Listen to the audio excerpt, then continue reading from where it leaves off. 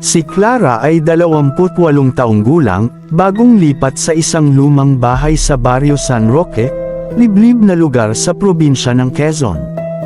Mura ang bahay, halos libre, dahil sinabi ng may-ari na, hindi na raw kaya ng ibang nakatira.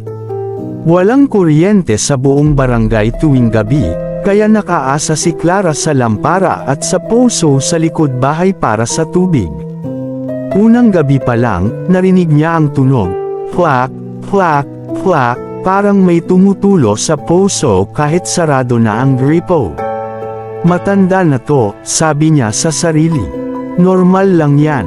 Pero nang tignan niya sa bintana, may anino sa poso. Babae, mahaba ang buhok, nakayuko, nakatayo lang sa harap ng poso kahit walang ilaw. Kinabukasan, nagising si Clara na basa ang kamay. Amoy lupa, amoy poso. Sa panaginip niya, may babaeng nakatayo sa paanan ng kama niya. Basang-basa ang damit, may tubig na dumudulo sa buhok niya papunta sa sahig. Hindi siya nagsalita, tumingin lang. Mga mata niya, puti lahat. Walang pupil. Clara, hindi niya narinig. Naramdaman niya lang sa dibdib niya. Parang may humihila sa puso niya. Nang magising siya, may basa sa sahig. Hugis paa, papunta sa bintana, papunta sa poso. Pumunta si Clara kay Aling Sayani, ang pinakamatandang nakatira sa barangay. Aling, sino yung babae sa poso? May nakita ako kagabi. Tumigil sa pagtahi si Aling Sayani. Clara, anak, yan si Lita. Namatay noong 1987. Nalunod sa poso. Bakit sa poso? Dahil doon siya, iniwan. Iniwan. May kasintahan siya. Buntis. Iniwan siya ng lalaki. Isang gabi, umiyak siya sa poso. Sabi niya, kung hindi mo ako kukunin, ako na lang ang kukuha sa'yo. Tapos, tumalon. Nakita na lang siya kinabukasan. Nakabitin ang buhok sa gripo. Nakabuka ang bibig. Puno ng tubig ang tiyan. Tumingin si Aling Sayani sa labas. Tuwing bagong lipat, pinupuntahan niya. Hinintay niya yung taong magtatanong. Mag-aalaga, magmamahal. Pero kapag nakita mo siya, hindi ka na niya tatantanan. Gabi na naman. Walang kuryente. Si Clara, hindi na makatulog.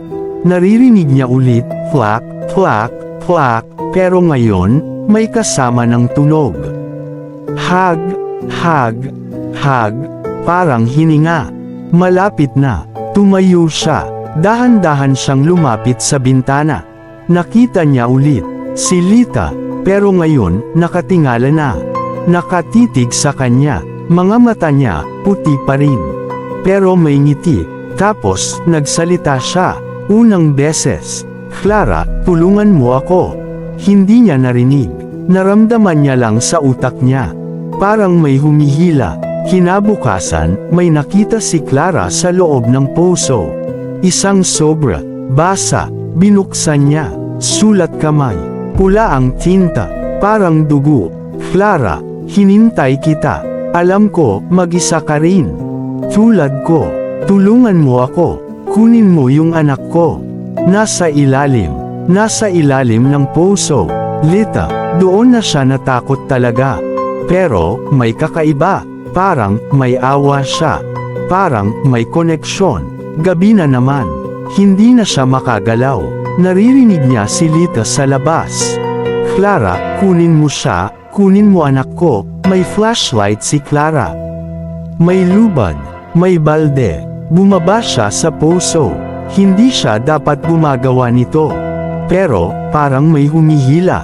Baba, baba, baba, 10 metro, 15 metro, 20 metro. May nakita siya sa ilalim. Isang maliit na bundle, binalot ng tela, basa, mabigat. Hinayla niya pataas. Nang makarating sa itaas, binuksan niya. Isang sanggol. Pero, matagal nang patay.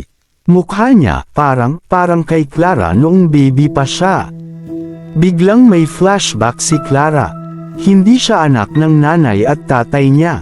Adoptado siya. Isang matandang babae ang nagbigay sa kanya sa pamilya niya noong 1987. Sabi ng matanda, mula sa isang ina na hindi na makapag-alaga. Tiningnan niya ulit ang sanggol. Hindi lang kamukha niya talaga. Kahit ang butt moles sa pisngi. Kahit ang hiwa sa noo. Tapos, narinig niya ulit si Lita. Pero ngayon, malapit na. Sa loob na ng bahay. Clara, anak ko, ibalik mo siya. Pumasok si Lita sa bahay.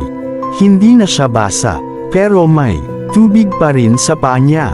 Hakbang, hakbang, hakbang. Si Clara, nakatayo sa harap ng poso. Hawak ang sanggol. Hindi siya makagalaw. Clara, ibalik mo siya sa akin.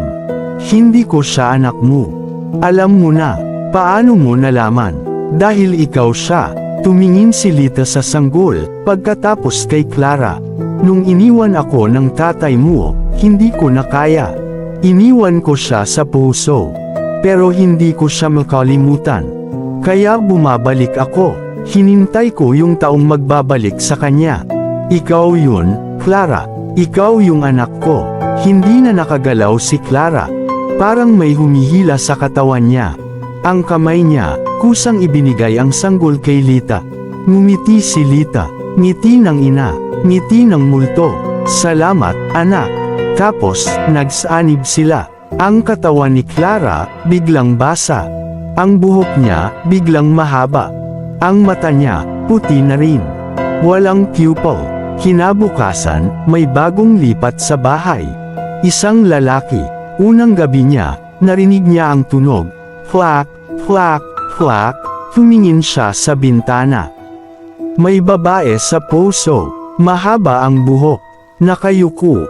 Pero ngayon, may ngiti. At sa loob ng bahay, may basa sa sahig. Hugis paa. Papunta sa puso. Papunta sa kanya.